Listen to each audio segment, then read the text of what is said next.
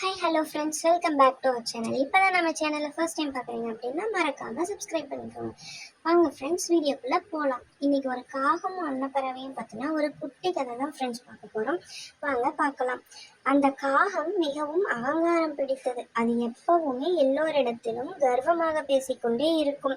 ஒரு நாள் அந்த கடற்கரையில் சில அன்னப்பறவைகள் நிற்பதை பார்த்த காகம் அந்த அன்னப்பறவைகளிடம் சென்று சொன்னது, நீங்கள் பார்ப்பதற்குத்தான் மிகவும் அழகாக இருக்கிறீர்கள், ஆனால் என்னை போல் உங்களால் பறக்க முடியாது என்று கர்வமாக சொன்னது.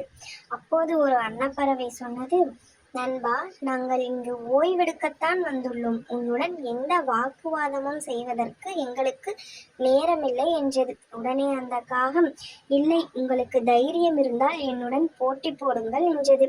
அதற்கு ஒரு அன்னப்பறவை, சரி, என்ன போட்டி என்று கேட்டது. அதற்கு காகம் சொன்னது, நாம் இருவரும் இந்த கடற்கரையில் இருந்து சில மைல்கள் பறந்து செல்வோம். யார் முதலில் செல்கிறார்களோ அவர்கள்தான் சிறந்தவர்கள் என்று சொன்னது. உடனே அந்த அன்னப்பறவையும் சரி என்றது. இந்த காகம் தான் பருத்திருப்பதை மறந்துவிட்டு மிகவும் வேகமாக பறந்து சென்றது. அன்னப்பறவையும் அதனால் முடிந்த அளவிற்கு வேகமாக பறந்து கொண்டிருந்தது. சிறிது தூரம் சென்ற பிறகு காகம் மிகவும் சோர்வடைந்தது. அதனால் இப்போது எதுவும் செய்ய முடியவில்லை.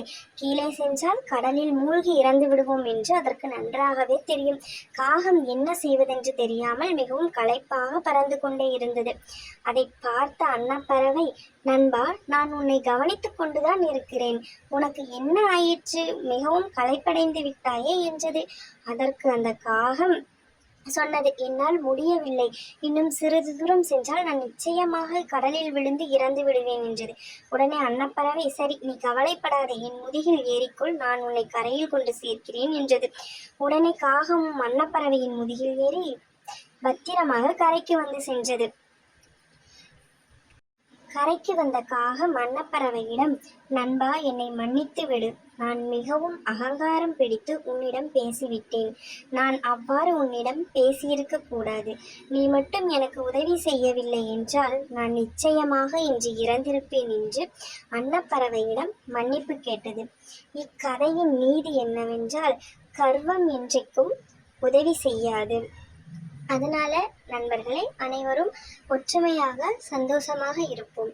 இந்த கதை உங்களுக்கு பிடிச்சிருந்தது அப்படின்னா பிரதீக்ஷா பிரின்சி சேனலை சப்ஸ்கிரைப் பண்ணுங்க. இந்த கதை உங்களுக்கு பிடிச்சிருந்தா லைக் பண்ணுங்க, ஷேர் பண்ணுங்க, கமெண்ட் பண்ணுங்க. மறக்காம நம்ம சேனலை சப்ஸ்கிரைப் பண்ணிக்கோங்க.